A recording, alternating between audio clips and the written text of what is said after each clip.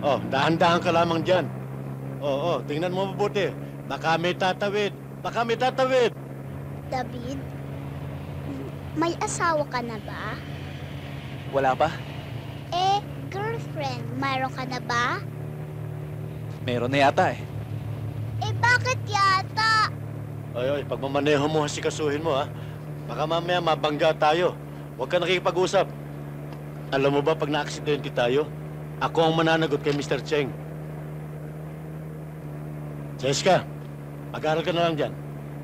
Tinatanong ko lang naman si Mang David eh.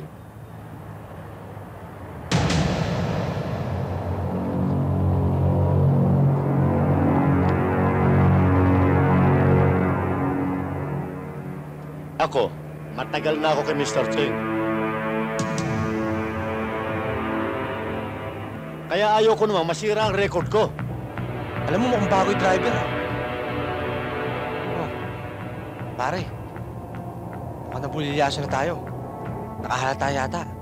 Sige, sundan mo, ha?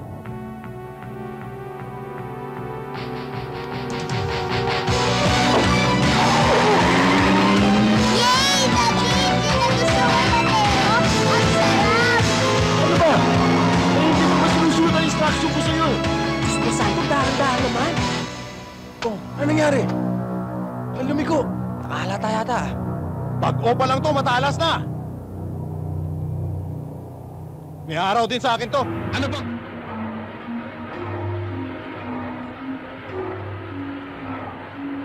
Tindi ng pang-amon ng mga to. Tara!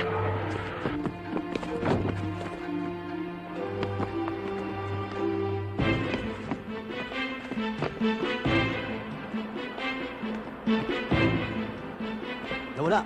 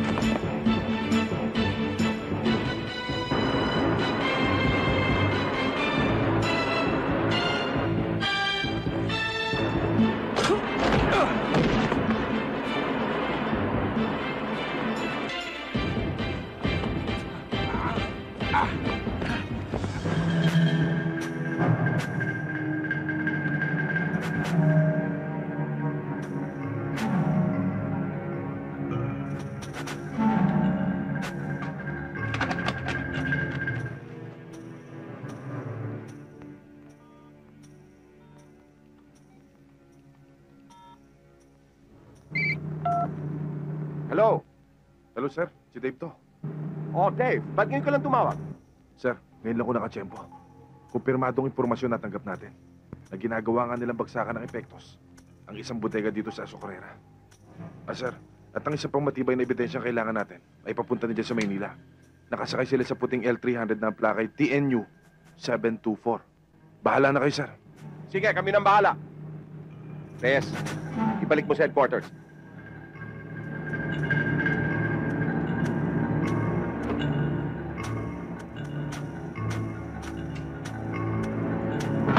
Sir!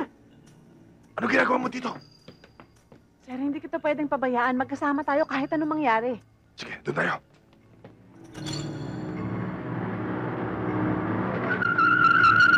Si Komisyon, ah.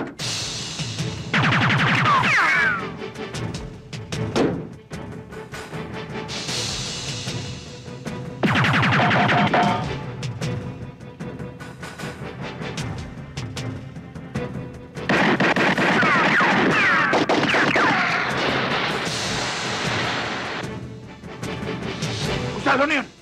Si Gomez nandito sa loob kasama yung policewoman. Policewoman, ha? Matadamay pa sa kamatay niya. Doon!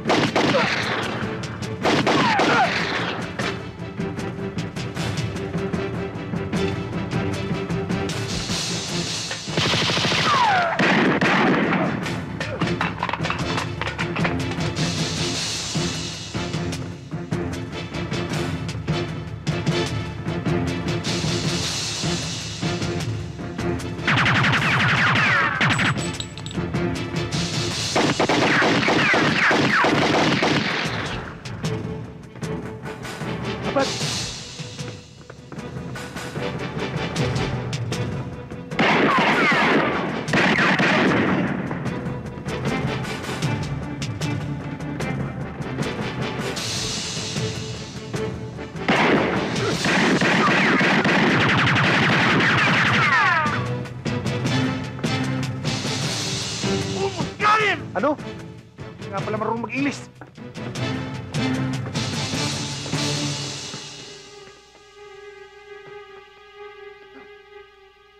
Inspector Dave Gomez! Akala mo, attorney lang ang papel ko kay Mr. Sanchez! Nandito ka sa home port ko ngayon! Kaya ako rin ang hukom! Sisintensyahan kita! Bukas! Mababasa ka sa dyaryo! Inspector Dave Gomez! Dead by multiple gunshot wounds! Ano? Nakikita mo ba? Hindi. Baka matilis tayo, ah! Asa likod mo ko. Tuna ka!